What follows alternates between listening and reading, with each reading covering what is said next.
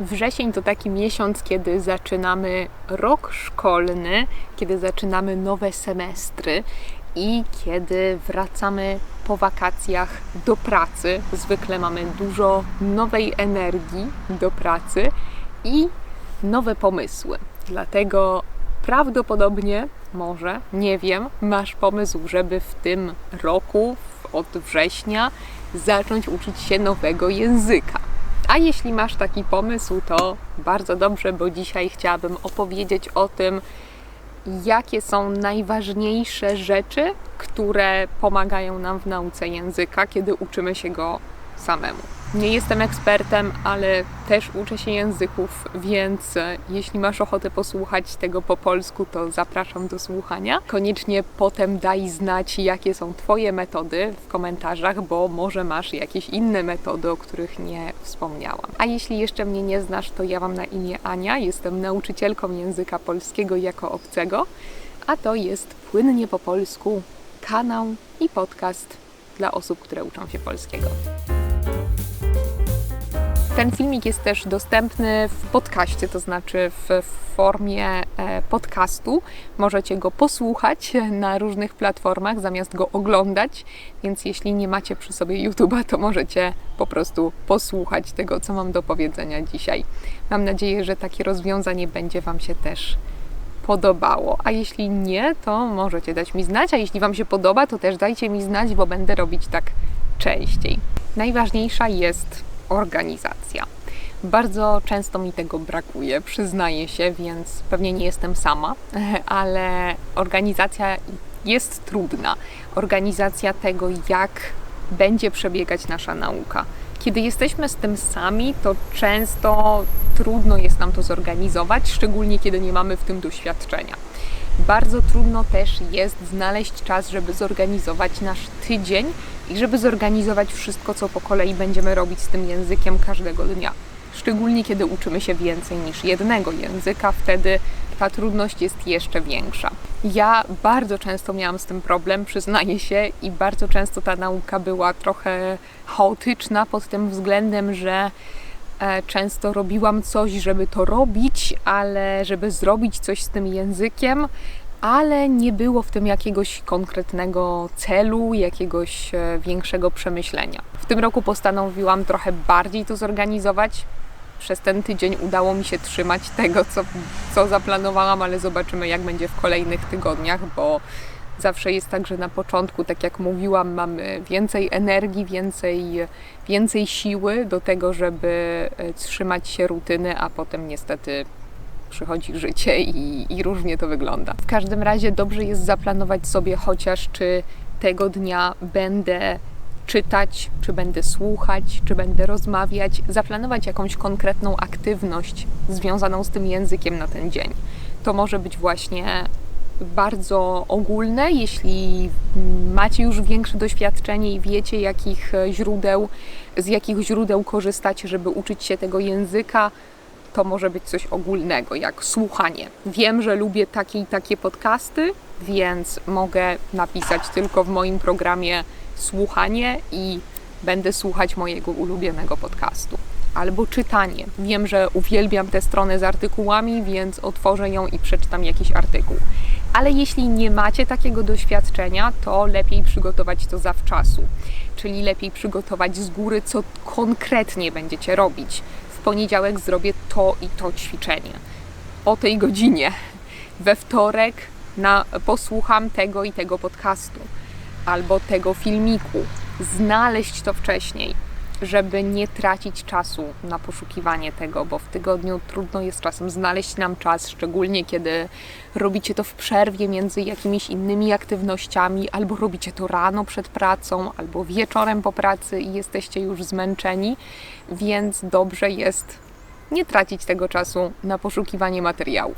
Organizacja. Organizacja jest bardzo ważna. Nie wiem, czy nie ważniejsza niż sama nauka.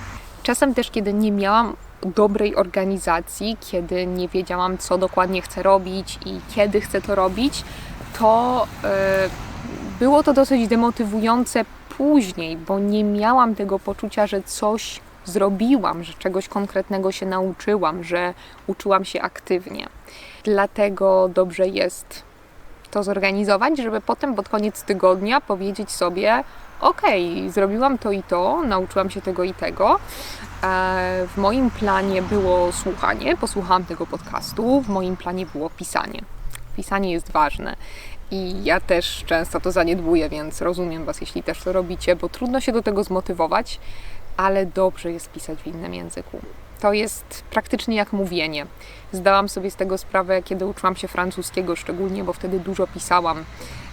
I zdałam sobie sprawę, z włoskim zresztą też tak miałam, zdałam sobie sprawę, że dało mi to praktycznie to samo co mówienie, bo produkowałam z siebie te słowa i sprawdzałam je, szukałam ich, próbowałam ułożyć to w mojej głowie, napisać to moimi słowami, więc było to naprawdę bardzo, bardzo skuteczne. Dlatego polecam Wam pisanie. Wiem, że nie jest to ulubiona aktywność wszystkich i zajmuje dużo czasu i dużo energii, tak, ale bardzo jest skuteczna. Kolejna bardzo ważna rada, jeśli uczycie się języka, to koncentracja. Była organizacja, teraz koncentracja. Skoncentrujcie się na tej aktywności w 100%. Oczywiście będzie Wam łatwiej, jeśli będziecie robić coś, co lubicie, albo co pochłania Was w zupełności, ale koncentracja jest ważna i też mam często z tym problemy, bo chcę zrobić jak najwięcej i często robię to w międzyczasie albo robię coś zupełnie innego i w międzyczasie słucham podcastu, pracuję czy przygotowuję materiały do nauki polskiego i słucham podcastu z innego języka. Nie jest to dobre dla mnie przynajmniej, może niektórzy mają bardziej podzielną uwagę, ale mam wrażenie, że stresuje mnie to i czasem kiedy nie pochłania to mojej uwagi w 100%, to nie uczę się aż tak szybko tego języka. Nie potrafię tak szybko przyswoić tego, czego się nauczyłam, przyswoić tych słów czy zasad gramatycznych, czy nawet kiedy słucham, to przestaje to być aktywne, bo nie wiem sama, czego słuchałam później i czasem nie jest to satysfakcjonujące. Tak jak mówiłam, bardzo dobrze jest, kiedy robicie coś, co Was interesuje, bo wtedy jesteście skoncentrowani samoistnie, to znaczy koncentrujecie się łatwiej. Dlatego wybierajcie materiały, które Was interesują, które są autentyczne, które chcielibyście też robić w Waszym języku często. To znaczy podcasty, których słuchacie, czy artykuły, które czytacie, wybierajcie je według swoich zainteresowań. To jest bardzo, bardzo ważne. Wiem, że czasem chcielibyśmy, ja tak mam, więc może Wy też tak macie, chcielibyśmy interesować się wszystkim i chcielibyśmy wiedzieć więcej. I to jest oczywiście normalne i fajne i dobre dla naszego mózgu, chęć wiedzy, chęć rozwijania się, ale mimo wszystko musimy zaakceptować to, że interesują nas takie, a nie inne tematy i musimy zaakceptować siebie. Starajcie się przynajmniej na początku wybierać rzeczy, które Was interesują, które znacie trochę też, które nie są dla Was szokujące pod względem informacji, bo czasem nawet w naszym języku ojczystym, jeśli temat nas nie interesuje, to nie skupiamy się na tym i nie wynosimy z tego wiele. Bardzo często tak jest, że coś czytamy i po kilku stronach, jeśli to było nudne dla nas, to myślimy, przepraszam, ale co ja właściwie przeczytałam? Co właściwie przeczytałem? Bo nie interesowało nas to. A kiedy coś nas zainteresuje, tekst, książka, czy podcast, czy piosenka, to wtedy możemy się nauczyć wszystkiego. A jeśli szukacie autentycznych i ciekawych materiałów, to koniecznie zajrzyjcie na mojego Patreona, bo na Patreonie publikuję dużo dodatkowych materiałów do nauki polskiego. Oczywiście mogą Was nie interesować i jeśli Was nie interesują, to nie zapisujcie się na Patreona, ale jeśli Was interesują, to koniecznie spróbujcie. Możecie też spróbować teraz Patreona przez 7 dni za darmo, więc myślę, że jest to dobra motywacja i dobry sposób, żeby zacząć, bo przez te 7 dni możecie zobaczyć, czy to jest dla Was, może wcale nie, czy to Wam się podoba i czy te materiały są dla Was interesujące. Wstawiam tam różne ćwiczenia, ale też wstawiam różne dodatkowe podcasty, różne dodatkowe filmiki. Dla mnie osobiście, kiedy uczę się języka, to jest taka dobra rzecz, bo nie muszę sama organizować, tak jak mówiłam, mojej nauki, tylko widzę, że ktoś opublikował to na Patreonie czy na swoim kanale wspierającym, wysłał ćwiczenia, świetnie, zrobię te ćwiczenia tego i tego dnia. I to jest to, co będę robić. Więc myślę, że jeśli nie macie czasu na przykład na organizowanie takiej nauki samemu, ale też nie macie czasu albo pieniędzy, albo ochoty na lekcje, to Patreon jest dobrym rozwiązaniem. Nie mówię tego, żeby reklamować Patreon. Trochę też mówię to, żeby reklamować Patreon, ale mówię to naprawdę głównie po to, żeby Wam pomóc i chcę robić to po to, żeby Wam pomóc, więc zajrzyjcie tam i może Wam się to spodoba.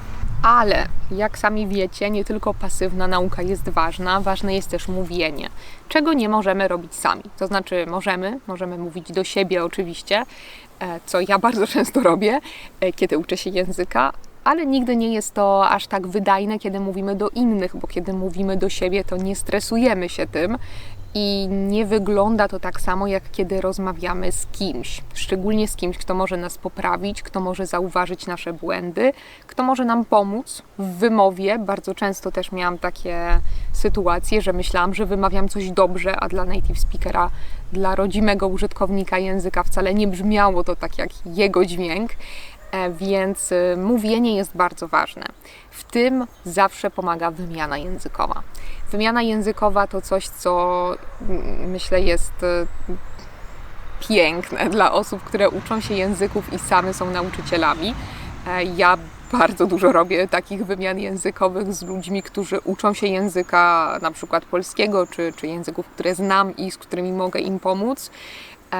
A ja w zamian za to też mogę mieć lekcje. I to jest świetne, kiedy właśnie nie chcecie wydawać pieniędzy na lekcje.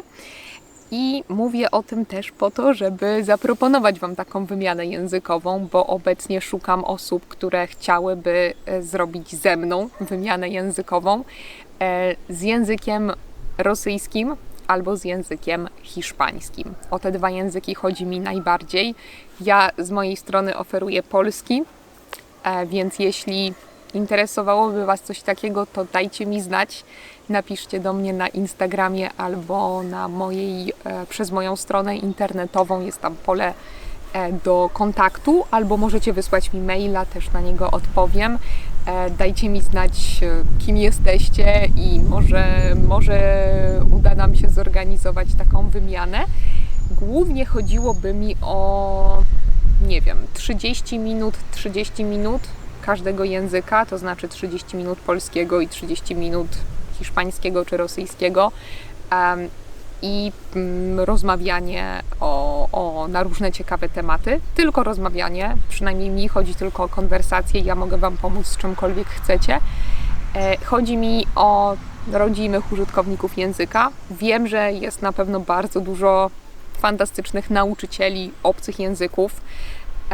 Ja sama byłam takim nauczycielem przez kilka lat i nadal w sumie jestem, ale teraz chciałabym ćwiczyć mówienie, konwersacje, więc zależy mi bardziej na rodzimych użytkownikach języka i idealnie byłoby, gdybyście byli rodzimymi użytkownikami języka i nauczycielami, bo zawsze dobrze rozmawia mi się z innymi nauczycielami języków, ale oczywiście jeśli nimi nie jesteście, ale po prostu jesteście zainteresowani językami, to też zawsze jest duży plus, bo też będziemy mieć o czym rozmawiać. Dajcie mi znać. Jestem bardzo, bardzo otwarta na wszystkie kontakty, więc byłoby super. Możecie nagrać wiadomość głosową, jeśli chcecie, albo nagrać filmik w Waszym języku, czemu nie?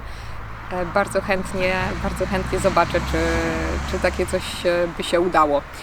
I mam dla Was też propozycję, jeśli szukacie kogoś na wymianę językową, to napiszcie to w komentarzu tutaj. Niech to będzie możliwość, żeby znaleźć takiego partnera, partnerkę do dyskusji. Napiszcie w komentarzu, jaki język proponujecie od siebie i jakiego języka szukacie.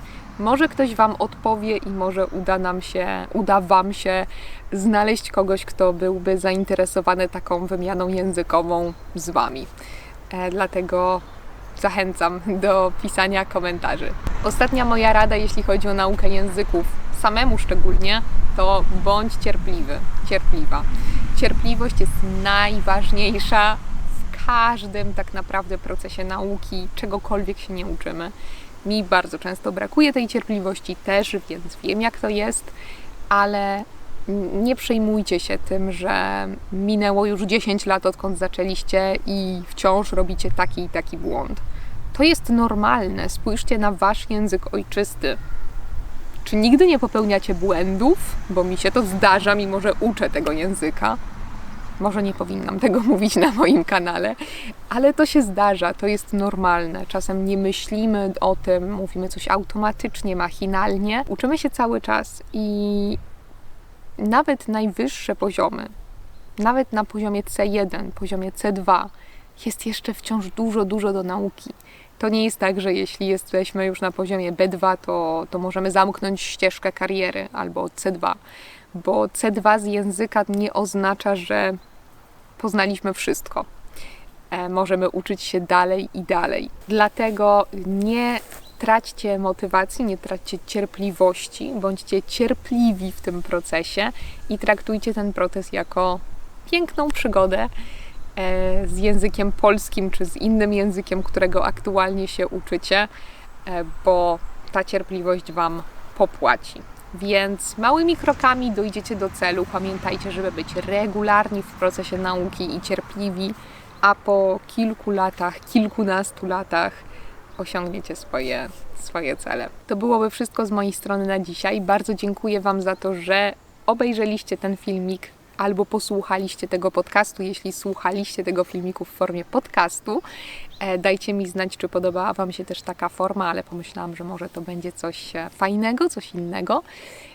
I zapraszam Was na Patreona i przy okazji bardzo dziękuję osobom, które mnie wspierają już. Jesteście cudowni. Bardzo mnie motywujecie do dalszej pracy, do dalszego działania, tworzenia materiałów i mam nadzieję, że wszystko Wam się na razie podoba, a jeśli Wam się nie podoba, to dajcie mi znać. Dziękuję Wam jeszcze raz wszystkim za obejrzenie tego filmiku. Zapraszam do oglądania kolejnych i do zobaczenia, do usłyszenia w następnych filmikach. Pa, pa!